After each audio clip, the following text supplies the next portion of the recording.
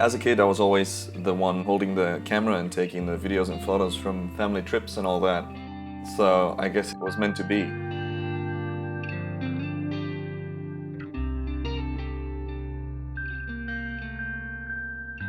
After high school, I went to film school in Brussels, in Belgium, to the Ritz, as we call it, where I studied editing. So my background professionally is actually film and documentary editing.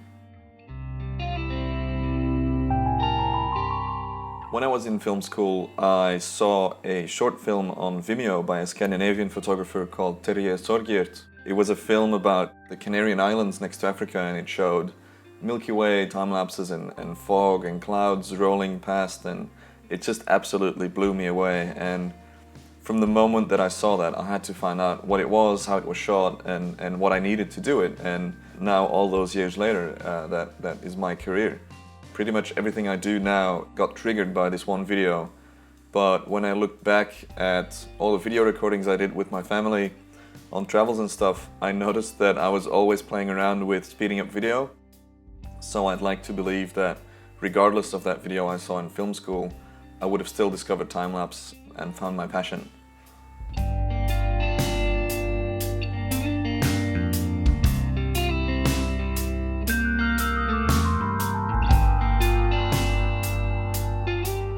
The reason I go out and shoot time-lapses and hyperlapses all the time is, I guess, is because I love creating things and I love showing people the world that they know or that they think they know from a different perspective, which is obviously shifting time or playing with time.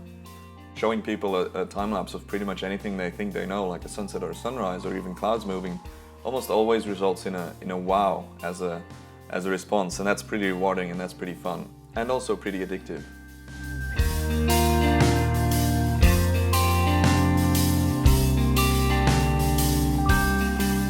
Over the past few years, I've been to some incredible places, and I feel incredibly blessed to be able to do that for a living.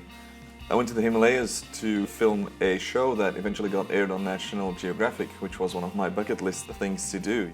Aside of that, I've done New Zealand, the Northern Territory, Miami, Perth, a few other places, all for work, so that is an incredible feeling to have that grow from just my hobby to my career.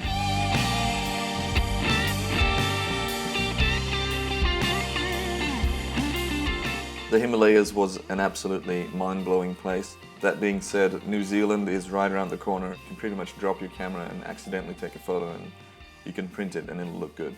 That's how beautiful it is.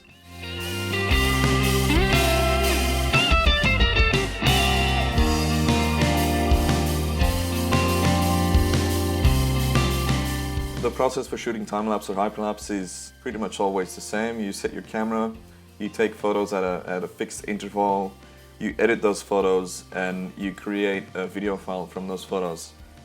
I used to say when I started out time-lapse, there's no way that I'll be making money from this because it takes up too much time and gear to deliver only a few seconds of video. But a few years later, here we are, and it's all I do, and I feel I'm incredibly happy about that. I wouldn't say I'm lucky because it's a lot of work and it's hard work, and seeing and taking opportunities and working towards a certain goal. My photography life has been pretty interesting. It started off as a hobby and now it is my career, and I could not be happier about that. I hope to be able to do this for the rest of my life and keep on inspiring people and keep on going outside and seeing beautiful things and showing people the beautiful world that we live in.